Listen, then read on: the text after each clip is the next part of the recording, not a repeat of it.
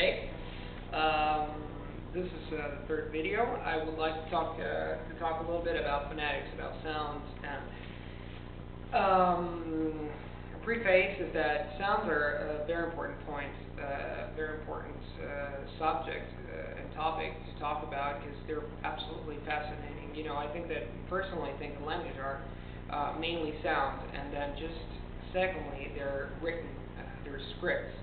And this is kind of there's been a lot of fuss about this in the sense that there's a lot of people still think that the accent is not important, but you know, everybody is entitled to their opinion. We're in a democracy, and I just wanted to share what I think without offending anybody. Really, this is not this is just what I think personally, but. Somebody said that the accents when you speak a foreign language is a matter of vanity. I say, personally, and very humbly speaking, that it is the first form of respect that you show to a language when you learn it. And to my humble opinion, reproducing well the accents is one of the most fascinating aspects of language learning. I'm sure that it happened to you too to meet people who speak your own language with an unpleasant accent, and your natural reaction is often unease, if not worse.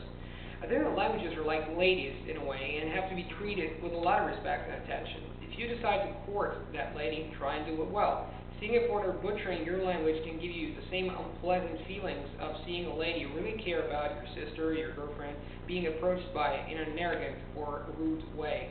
In this regard, I'm much more impressed by a person speaking 3 languages very well rather than 10 poorly. And I'm sure that many of you agree with me. I'm not at all saying that one has to speak with a native accent, but I think that more or less all of us can get to a very good pronunciation with a proper training. We all have a mouth, and of course, and even if as adults, we can use it properly. The sooner we learn how to use our mouth, the better it is. Most of the people can speak a number of languages very well and with very good accents have been learning speaking and learning languages since the very beginning.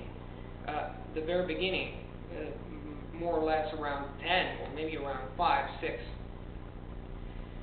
It is a matter of seeing in your brain. Sounds, you see sounds rather than seeing sounds means not only hearing them but understanding how to produce it with your mouth. For all those who didn't have the chance to train themselves when little, don't despair, because you can also do it. The training, though, concerns the specific training, though, concerns similar words. What I want to say is that even if we have filters in our brain, when we grow up, there's a filter, and our brain is hampered sometimes to see certain sounds produced in other languages. But if somebody tells you how to place your mouth correctly, then you can do it even if you don't see that sound. The phonetic fabric of a language, as I call it, is a flow of words linked together by a web, specific for any given language, which is intonation. The 2 main steps to speak a language with a very good accent are to get down the sounds right in order to reproduce single words decently, and then, at the later stage, work on intonation.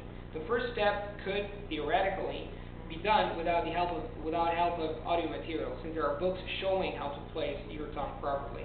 But intonation can't be learned from books. The only way of absorbing it is to leave any prejudice aside and listen attentively to the specific sound flow of the target language. As for the first step, it happens often that one is unable to reproduce some specific sounds in the language. Say, the Swedish long e, the, and so on. There are 2 main parts when we use to reproduce sounds: tongue, and lips. You will notice that there are sounds which change into others by keeping your tongue in a certain position and just changing the position of your lips. You can find some explanation as to how to reproduce some sounds like the French by simply saying e and then rounding your lips. Is a very easy example you can find. It's like e. In this regard, the IPA, International Phonetic Alphabet, provides some interesting information, although talking to foreigners remain, of course, an invaluable asset to get down the sounds properly.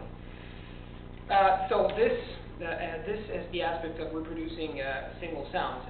We all know that we cannot learn a language perfectly. There is no such thing as learning a language perfectly, and I agree with that. But we can master some aspects of a language. And mastering, we don't need mastering totally, but we can master them in a way.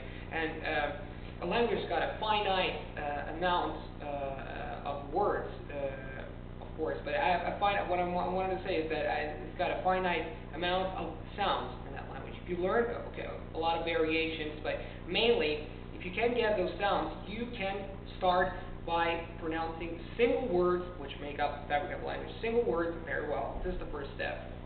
And I believe that everybody can do that with the proper training. The most difficult aspect of learning a language, though, of learning the sound of a language, is the intonation. I think there is really no guide for this, but one useful thing that you can try and do is to follow the talker in MP3. For example, there's a person who talks slowly at the beginning, and if this guy speaks slowly, you'll be able to follow his voice pattern. I found this very useful, especially at the beginning. I don't do it always, but I do it at the beginning. For example, there's some MP3s where these people say "Jag vill gå hem," and you follow his voice. I said in Swedish, and you follow his voice, and then when you make progress in that language, you start having your pattern. This is the same philosophy. This shadowing thing for grammar and for intonation. One last suggestion. When I say that you have to try and speak as much as you can and as soon as you can, this affects pronunciation too. The brain-mouth-ear system is the same thing. People say, "Oh, you've got a great ear." Of course, you don't have a great ear. You have a great brain to process sound. The brain is a filter. When we grow up, we lose part of our capacity of picking up sounds, unfortunately. There are some sounds that we don't see anymore, but this doesn't imply that you can't reproduce them. If we are made aware of our mistakes and told how to say it the right way. For example, I'll make an example. I used to say women and not women, and I would have never seen that mistake. I would have never realized that I was saying women the wrong way unless a girlfriend of mine told me to correct that sound. I saw that when she told me that. There's a friend, a wonderful polyglot, who confessed to me that he didn't see the difference between a broad and a closed e until I told him to. I told him about it. I made him see that. As for me, I didn't see the difference between kai. I used to say, for example, kai chi and not kai cha until I talked to a Chinese, which are two completely different things.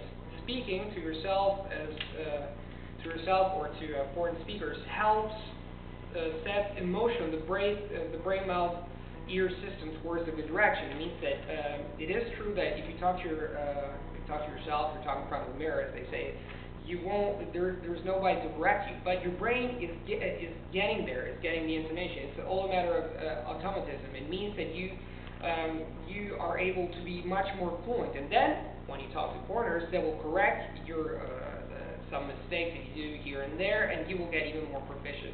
At least that's the way I did. So there's another thing that I forgot about talking, and this I didn't write it, but I wanted. It's in Italy. There's a friend of mine who's very good with languages. I would call him a scholar, and he told me, and I told him that I used to do this when I was a little kid. If you want to hear sounds better, you know that a sound is a physical wave, right? And it's the pressure that you apply to the air. And if you put this is called the earphone hand. If you put your hand in front of you, the air which gets out of your mouth gets back, is reflected, bounces on your hand and gets back to your ear, and you can hear much better, much more clearly the sounds that you're producing. For example, if you do this, and you say, "Hey, what are you doing?" Try this, and you will hear yourself much better than normal. I think this, for example, when I speak in English, and you put your mouth here so that the air bounces, and you can hear. And I told him, "Oh, do you know that I did this?" And I felt like I was doing something weird. And he told me, "Oh, this has got a scientific explanation for that. It's called la mano cuffia in Italian." And I said, "There's not a scientific explanation, but I found it rather cool." So thank you so much, and again, I will make some other videos pretty soon. Ciao.